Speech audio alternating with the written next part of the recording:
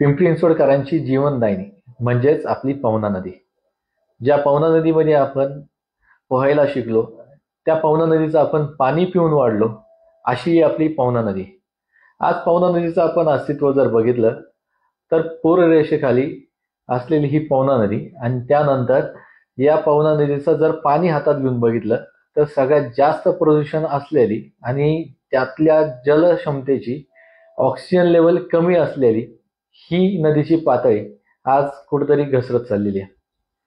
प्रदूषण होतंय, ते वाढत चाललंय, हे कुठेतरी रोखलं पाहिजे. त्यासाठी आपण सगळ्यांनी येत्या रविवारी केजू देवी बोट क्लब या ठिकाणी एकत्र जमावं. सकाळी 7 वाजता सर्वांनी यायचंय. मीही येतोय आणि सर्वांनी या आणि कुठेतरी आपण हे प्रदूषण थांबवण्यासाठी कुठेतरी आपलं योगदान द्या. धन्यवाद.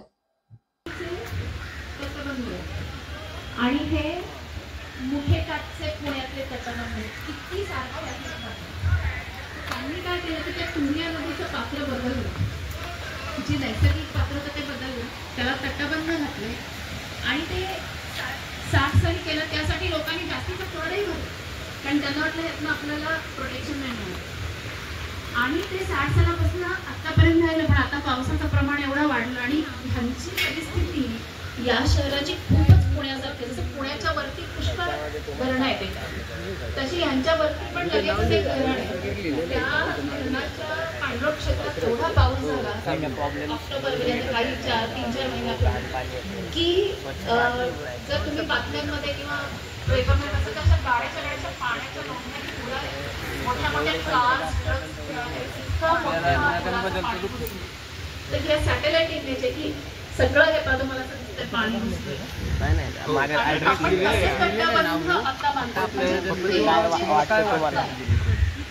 त्यांना ज्या गोष्टी पूर्वी 100-150 वर्षापूर्वी बरोबर वाटलं किंवा 60 वर्षापूर्वी आणि त्यांना असं वाटतं आपलं तेव्हा आपल्या चुका झाल्या, आपण माणूस चुकातून शिकतो, पण आल्यामुळे जे काढतोय ते आता आपण विकास म्हणून बांधतोय आणि त्यासाठी आपण हजारो करोड खर्च करतो. तेव्हा असं वाटतं की पुढच्या स्टेज हेच मागचा शहाणा, पण आपल्याला आपली हेच खाल्ल्याशिवाय. गेली 2 वर्षे खरं तर Prajakta ma'am Pune river revival. आता पुणे म्हणजे लक्षात घ्या, पुणे म्हणजे पुणे जिल्ह्यातून वाहणाऱ्या सगळ्या नद्या, तर त्या सगळ्यांवर काम करायचं. आपणही त्याचाच भाग आहोत. फक्त आपल्याला थोडी स्पष्टता वेगळी यावी म्हणून आपण पिंपरी चिंचवड रिव्हर्स रिवायवल म्हणून एक वेगळा ग्रुप केला आहे. त्याचा एक वेगळा मेल आयडी आपण निर्माण केलेला आहे. पण त्या गेली 2 वर्षे झडतात. त्यांच्यासोबत संतोष ललवाणी इथं आहेत, इथं उभे आहेत. हात वर करा संतोष.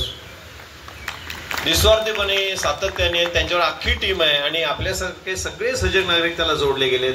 खास करून ह्याच्यामध्ये तरुणाईची संख्या प्रचंड आहे, कारण तरुणाईकडे प्रचंड पॉवर आहे, त्यांच्याकडे नॉलेज आहे, त्यांच्याकडे नवीन तंत्रज्ञान आहे. त्याच्यातून ते नदीवर जातात, नदीकाठच्या वनस्पती, तिथं असणारा झाडोरा, तिथल्या देवरा आहे, त्यावरचे रील्स करतात आणि जनजागृती करतात. आता मॅडमनी सांगितलं तसं 1-2 मेल आयडीज मी तुम्हाला आता सांगतो. माझ्याकडे आहेत, मी ते जो पिंपरी चिंचवड रिव्हर्स रिवायवल ग्रुपवर टाकलेला आहे, तरी पण तुम्हाला माहित असू देत म्हणून. कमिशनर साहेबांचा मेल आयडी आहे का तुमच्याकडे? सोपा आहे, मी नंतर तिकडे शुभांगी मॅडमकडे देऊन ठेवतो. तरी सांगून ठेवतो, ज्यांच्या लक्षात राहील त्यांनी खरं तर डोक्यात ठेवावा. commissioner@pcmcindia.gov.in ह्यांना आपण ऍड्रेस करायला हरकत नाही. थेट आपले जे काही कन्सर्न्स आहेत आणि ते टिपिकल फॉर्मॅट करायचं आणि मग ते द्यायचं, ते कॉपी पेस्ट करायचं नको. आपल्या आतून तो आवाज येऊ देईल आणि ते आपण करूया. आणि दुसरं आहे, आपले एन्व्हायरमेंटचे हेड आहेत संजय कुलकर्णी सर, तर त्यांचा पण मेल आयडी s.kulkarni आणि पुढचं सेम pcmcindia.gov.in. हे दोन्ही मेल आयडी मी तुम्हाला देतो. ह्या दोघांनाही आपण मेलवर ऍड्रेस करू, आपल्या भावना व्यक्त करूया. आणि आता मी शुभमला सूत्र पुढे देतो आहे. जाता जाता IICMR आमचे अभय कुलकर्णी सर नेहमीच आमच्या सोबत असतात. त्यांचे सिटी प्राईड म्हणून स्कूल आहे, आपल्या शहरामध्ये प्रसिद्ध आहे. ते ह्या ठिकाणी जातीने उपस्थित राहिले. त्यांनी त्यांच्या मुलांसकट ह्या चळवळीमध्ये ज्या गोष्टी योग्य आहेत त्याच्याच पाठीचे, आपल्या पाठीशी मी म्हणत नाही बरं का, ज्या गोष्टी नागरिकांसाठी शहरांसाठी गरजेच्या आहेत त्याच्या पाठीशी उभं राहण्याचा शब्द दिला आहे. ज्ञानप्रबोधिनी शाळेचे विश्वस्त यशवंत लिमये सर ह्या ठिकाणी आलेले आहेत, त्यांचंही स्वागत करतो. या ठिकाणी रमेश सरदेसाई सर ग्राहक मंचचे आलेले आहेत आणि अशा असंख्य मंडळी या ठिकाणी आले आहेत. सगळ्यांचं स्वागत करतो. विजय परांजपे सर मगाशी सांगितलं गोमुख संस्था, तर ते सर जातीनं मुद्दाम करता आलेले आहेत, त्यांचाही फार मोठा अनुभव आहे, तेही आपण ऐकूया. अनंत कोराळे सर आपले माजी नगरसेवक, सगळ्यात महत्वाचं म्हणजे पहिला असा नगरसेवक म्हणजे गेल्या टर्म मध्ये, त्यांना मी माहिती नाही पण मला ते चांगल्यापैकी माहिती आहे, निवडून आल्यानंतर महापालिकेत गेले. कसे गेले माहिती आहे का तुम्हाला सर? कसे गेला होतात? सायकलीवर गेले होते. जोरदार टाळे होते. 5 वर्षे. अशा परिवारपूरक नगरसेवकांची आपल्याला गरज आहे. Over to you Shubham. अनेक वर्षांपासून रोटरी क्लब वाल्हेकर वाडीच्या माध्यमातून नदी सेवेचं खूप मोठं काम चालू आहे आणि त्यामध्ये आपल्या सर्वांना ॲड्रेस करायसाठी मी गणेश बोरा सरांना इन्व्हाइट करतो. तिथून पुढची वेळ आपण थोडंसं ॲड्रेस करावे. नमस्कार. नदीसाठी इथे जमलेले सगळे पिंपरी चिंचवडकर, चिंचवडवासी यांचं मी स्वागत करतो. 2 मिनिटांमध्ये माहिती देतो. 2017 पासून या नदीवरती काम करायला आम्ही सुरुवात केली जलपर्णीच्या माध्यमातून आणि नदीवरती पिंपरी चिंचवडकर जमले आणि नदीची व्यथा समजायला लागली, ती जास्त प्रमाणामध्ये पुढे यायला लागली. त्यावेळेस नदीचं प्रदूषण, जलपर्णीचं मूळ रूप काय आहे ते समजायला आबा मसुडगे इथे आहेत देहूचे, त्यांनी आम्हाला सगळी मदत केली. जलपर्णी काय येते तर नदीमध्ये सांडपाणी आहे, त्यामुळे ती कंट्रोल करायला निसर्गाची देण जलपर्णी येते. मग हे कळत असताना सांडपाणी कुठून येतं? रावेत, जांभेपासून नदीमध्ये किती सांडपाणी नाले येतात. सांडपाणी प्रक्रिया प्रकल्प आहेत पण ते कार्यान्वित नाही आहेत. कुठे ते अजून झालेलेच नाहीत. म्हणजे ताथवडे असेल, जांभे असेल, किवळे असेल, त्यानंतर वाल्हेकरवाडी असेल, पिंपरी असेल, इथे सांडपाणी प्रक्रिया प्रकल्पच नाहीयेत. मोजके प्रकल्प आहेत. काही प्रकल्प प्रस्तावित आहेत. महाराष्ट्र प्रदूषण नियंत्रण मंडळाने ते प्रकल्प करण्यासाठी सूचना दिलेल्या आहेत पण जागा ताब्यात नाहीयेत. अशा प्रकारची बरीच कारणं आहेत. तर हे सगळं चालू असताना 2017ला मग गणपती येतो. गणपतीमध्ये पीओपीचे गणपती टाकू नका, निर्माल्य टाकू नका, कचरा टाकू नका. सुज्ञ नागरिक म्हणून आपण सगळेजण नागरिकांना आव्हान करतो. आपण आपली संस्कृती सगळं विसरून गणपती हौदात विसर्जित करतो, घरी विसर्जित करतो, निर्माल्य घरीच ठेवतो. आपण सगळं ऐकतोय ना. त्यांनी सांगायचं, आपण ऐकायचं, आपण लोकांना सांगायचं. नगरसेवकांनी घरोघरी गाड्या फिरवायच्या, निर्माल्य गोळा करायचं, नदी काठावरती यायचं, जलपर्णी काढायची, नागरिकांनी यायचं. मग आपण ऐकतोय. मग आम्ही एकच सांगतोय, घरातलं सांडपाणी आम्ही घरात तर ठेवू शकत नाही, तर तुम्ही फक्त ते क्लीन करण्यासाठी आम्हाला मदत करा. तर मग असंच होत असताना सगळीकडून आवाज यायला लागला की सांडपाणी शुद्धीकरण झालं पाहिजे, प्रक्रिया प्रकल्प चालले पाहिजेत. आपले दिवंगत गजानन भाऊ चिंचवडे असतील, यांनी त्यावेळेस मोठे इथे काही सांडपाणी प्रक्रिया प्रकल्प रात्री जाऊन चेक करायचे. बाकी नगरसेवकांनी बरेच केले असतील, तर ते बंद असायचे. रात्री पाणी तसंच सोडून दिलं जायचं. ही थोडीशी पार्श्वभूमी देतो. मग अशाच काळामध्ये पवना सुधार प्रकल्प हे एक पिल्लू आपल्या इकडे आलं. पवना सुधार प्रकल्प, याचं इंग्लिशमध्ये नाव आहे पवना RFD. RFD म्हणजे रिव्हर फ्रंट डेव्हलपमेंट. याचा जर मराठीत उच्चार केला तर पवना सुधार प्रकल्प होत नाही, तो होतो पवना काठ सुधार प्रकल्प, म्हणजे नदीचा काठ सौंदर्यीकरण प्रकल्प. तर नदीचा काठ सौंदर्यीकरण प्रकल्प ह्या ज्या वेळेस सगळं आलं तर त्याच्यामध्ये एक अट होती की यामध्ये पब्लिक पार्टिसिपेशन आणि पब्लिक कन्सल्टेशन झालं पाहिजे आणि हे लोकांच्या पर्यंत, सामाजिक संस्थांपर्यंत पोहोचलं पाहिजे. हा क्रायटेरिया त्या डॉक्युमेंटमध्ये पूर्ण करणं होतं. त्यासाठी मग महानगरपालिकेने ऑटो क्लस्टरमध्ये एक मीटिंग लावली ऑडिटोरियम मध्ये. तिथे ते जे प्रेझेंटेशन होतं, जे 2017-18 पासून जे तयार केलेलं, एक कन्सल्टंट होते HPC, हमसुख पटेल कॉर्पोरेशन. हे गुजरातचे एक मोठे कन्सल्टंट आहेत. देशामध्ये सगळ्यात मोठं काम त्यांचं चालतं. सगळ्यात मोठे ते टेक्निकल इंजिनियर आहेत. सगळ्यात मोठी फर्म आहे. देशातले सगळ्यात मोठे प्रकल्प त्यांच्याकडून होतात. ते इंजिनियर आहेत, टेक्निकल आहेत. त्यांच्याकडे आपलं शहर मोठं आहे, उद्योगनगरी आशिया खंडातली मोठी आहे, त्यामुळे त्यांच्याकडे तो प्रकल्प गेला असेल. मग त्यांनी यावरती प्रेझेंटेशन केलं आणि ते प्रेझेंटेशन नियमानुसार सामाजिक संस्थांना दाखवण्यात आलं. ऑटो क्लस्टरला सगळीच मंडळी होती. त्या प्रेझेंटेशनला पुण्यातली ही तज्ञ मंडळी आली होती.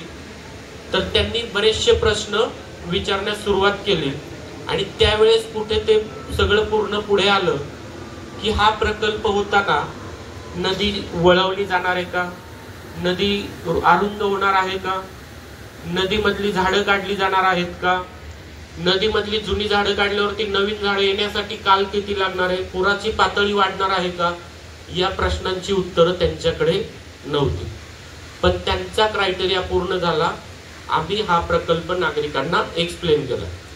त्यामध्ये अजून एक अट होती, हा प्रकल्प तुम्ही कुठे राबवणार, जर ताबा तुमच्याकडे जागेचा ताबा आहे का, किंवा अतिक्रमण काढणार का. कारण हे शहर आहे, इथे नागरिक मोठ्या आशेने बाहेरच्या गावावरून आले, इथे वास्तव्यास आले आणि वास्तव्यास आल्यानंतर जिथे मिळेल तिथे जागा घेतली, घर बांधलं आणि नियम काही सगळ्यांनाच माहित नव्हते. घरं बांधली, आता ती घरं तुम्ही सगळी काढणार का, बरेच प्रश्न पुढे आले. तर याच्यावरती उत्तर नव्हते. जिथे जागा अवेलेबल असेल तिथे आम्ही प्रकल्प राबवू. म्हणजे मग तुम्ही असं पॅचेस मध्ये करणार का, म्हणजे तुमचा प्रकल्पच तुम्हाला राबवण्यासाठी तुमच्याकडे उत्तरं नव्हती. हे झाल्यानंतर तरी सुद्धा प्रकल्प रेटत पुढे गेला. मग त्यानंतर आम्ही काही अधिकृत माहिती मागवण्यासाठी प्रयत्न केला आणि ती अधिकृत माहिती फक्त मी तुमच्या समोर ठेवतो, म्हणजे इथे जी सगळी तज्ञ मंडळी त्यांच्या लक्षात येईल की हा प्रकल्प कसा रेटला जातोय. पवना सुधार प्रकल्प डीपीआर तयार करणाऱ्या कंपनीने किती व कोणत्या जलतज्ञांचा, पक्षी निरीक्षकांचा, पर्यावरण तज्ञांचा समावेश सर्वे करताना आणि आराखडा बनवताना केला आहे. नदी आहे, पर्यावरण आहे, तरी ते गरज होती. उत्तर आहे अभिलेख उपलब्ध नाही. सरकारी भाषेतलं उत्तर आहे. अभिलेख उपलब्ध नाही म्हणजे याची माहिती आमच्याकडे उपलब्ध नाही. म्हणजे ती कंपनी इंजिनिअरिंग कंपनी आहे, ती जी बिल्डिंग बांधू शकते, पण पर्यावरणाचा अभ्यास करणारी मंडळी त्यांच्याकडे नाही, किंवा महापालिकेला याची माहिती नाही. मग तुम्ही विचार करा, जर अशा प्रकारचं जर काम होणार असेल तर ह्या झाडांची माहिती असणारी लोक तिथे आवश्यक होती, इथे असणाऱ्या पक्ष्यांची माहिती उपलब्ध असणारी लोक तिथे पाहिजे होती. पण या मंडळींचा त्यामध्ये समावेश आहे का नाही हे त्यामध्ये कोणीच सांगितलं नाही. आम्ही म्हणतो आम्हाला फक्त माहिती द्या की त्यामध्ये लोक ती होती का नव्हती. असतील तर वेल अँड गुड, नसतील तर मग आता पुढे काय करायचं याचंही तुम्ही उत्तर द्या. दुसरा प्रश्न होता, पालिका हाती औद्योगिक वसाहतीमधील दूषित पाणी नदीत मिसळते, त्यावर महापालिकेला कारवाई करण्याचा अधिकार आहे का, नसेल तर त्यावर कारवाई कोण करणार आणि औद्योगिक वसाहतीमुळे होणारे पवना प्रदूषण रोखण्यास कोणती योजना आहे. आपल्या इथे इंडस्ट्रियल एरिया आहे, सांडपाणी जे घरगुती आहे त्याची जबाबदारी महापालिकेची आहे. पण चिंचवड असेल, हा सुद्धा जो पॅच आहे, इथे सुद्धा पहिली MIDC होती किंवा आत्ताही काही आहे. पिंपरी असेल, सगळीकडे MIDC आहे. हे MPCBच्या अंडरमध्ये येतं. आणि यामध्ये न दिलेलं उत्तर, याचं उत्तर महापालिकेने दिले अभिलेख उपलब्ध नाही. मग हे जे कंपन्यांचं पाणी येतं त्याची जबाबदारी कोणाची आहे, त्याची जबाबदारी MPCBची आहे. महापालिका काय सांगते की त्याची जबाबदारी MPCBची आहे, महाराष्ट्र प्रदूषण नियंत्रण मंडळाची, तर ते पाणी शुद्ध करण्याची जबाबदारी पण त्यांची आहे. म्हणजे आम्ही पवना सुधार प्रकल्प करतोय, पण त्यामध्ये येणाऱ्या इंडस्ट्रीचं पाणी फिल्टर करण्याची जबाबदारी आमची नाही. मग आम्ही काय करणार आहोत हे समजलं पाहिजे ना. आता तर आपण म्हणतो की मागे बेबढवळपर्यंत पाणी दूषित झालेलं आहे, मग तिथलं पाणी जे प्रदूषित आहे ते स्वच्छ करण्याची जबाबदारी कोण करणार. म्हणजे शहरातल्या नागरिकांना जे आजार होतात ते कॅन्सर सारखे, हे आजार दूषित पाण्यामुळे होतात. मग हे जर पाणी जर शुद्ध करण्याची जबाबदारी ते घेणार नाहीये, पण नदीकाठ जर सुंदर करून आम्हाला नदीकाठी काही आजारी बेडवरती झोपवणार आहात का, हा प्रश्न आपण विचारला पाहिजे. आमची प्रायोरिटी पहिलं पिण्यासाठी चांगलं पाणी पाहिजे. महापालिकेचे प्लांट पाणी शुद्ध करतात, पण ते करण्याची सुद्धा एक लिमिटेशन आहे. त्यामुळे आपल्या घरामध्ये गढूळ पाणीच येतं, फिल्टर बसवावा लागतो. त्यानंतर फिल्टर स्वस्तामध्ये मिळण्याच्या योजनाही राबवल्या जातात. पण हे सगळं करण्यापेक्षा जर नदीतलंच पाणी जर शुद्ध केलं तर आम्हाला चांगलं पाणी मिळेल, आरोग्य चांगलं मिळेल आणि मग आम्ही ठणठणीत होऊन इथे बसू, मग तुमचा नदीकाठ सुधार प्रकल्प घेऊ. पुढचा प्रश्न होता, पवना सुधार प्रकल्प आराखड्यानुसार ज्या ठिकाणी काम होणार आहे त्यातील किती टक्के जागा पालिकेच्या अखत्यारीत आहे. उत्तर आहे अभिलेख सोबत अभिलेख जोडून देण्यात येत आहे. म्हणजे जिथे प्रकल्प राबवायचा आहे तिथे पवण्याची हद्द सीमारेषा आणि त्या सीमारेषेच्या आतमध्ये असणारी जी अखत्यारती आहे किंवा जिथे अतिक्रमण झालेली आहे याबद्दल तुमच्याकडे काय माहिती आहे? तर यावरती अधिकृत माहिती जी अभिलेखात जोडलेली आहे पुढे ती अशी आहे की सगळं महापालिकेच्या ताब्यामध्ये नाहीये, म्हणजे लोकांनी ॲक्वायर केलेलं आहे, कुठे बाउंड्रीज निश्चित नाहीये. मग जर हे सगळं जर असेल तर मग तुम्ही प्रकल्प राबवणार कसा आहात? जिथे अवेलेबल आहे तिथे तुम्ही पॅच मध्ये करणार आणि तुमचा निधी पूर्ण वापरून टाकणार. आता इथे महानगरपालिकेत काम केलेली मंडळी आहेत, त्यांना माहिती की निधी वापरून टाकायचं म्हणजे 44 किलोमीटरचं काम 5 किलोमीटर वरती करणे आणि पैसा सगळा 5 किलोमीटर वरती संपवणे हा उद्देश स्मार्ट सिटीमध्ये आपल्याला दिसलेला आहे. शहर एकीकडे राहिलं, स्मार्ट सिटी एकीकडे झालेली आहे. पवना नदीची हद्द मोजणी झाली आहे का? नसेल तर ती कधी होणार आहे? पवण्याची हद्दच निश्चित नाहीये आणि हा टेक्निकल प्रश्न पुढे येणार आहे. त्यासाठी कधीच पवण्याची हद्द निश्चित केली गेलेली नाही. पण जर पवण्याची हद्दच माहिती नाही तर आपण प्रकल्प कुठे आणि कसा राबवणार आहे? तर उपरोक्त प्रमाणे जोडून देण्यात येत आहे. तर यामध्ये आम्ही अर्ज केला आहे, तहसीलदारांकडे आम्ही पैसे भरलेले आहेत, मोजणी विभागाकडे हे सगळं आहे. पण त्यानंतर सुद्धा मोजणी झालेली नाहीये किंवा झाले असेल तर त्यांनी प्रसिद्ध करावी. पवना नदी परिसरात असणारे सांडपाणी प्रकल्प प्रस्तावित आहेत आणि ते कधी पूर्ण होणार आहेत?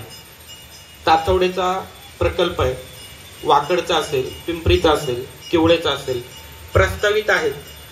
जागा कोण देतंय, नाही देतंय, कोणाला आपल्या बिल्डिंगच्या शेजारी सांडपाणी प्रक्रिया प्रकल्प नकोय?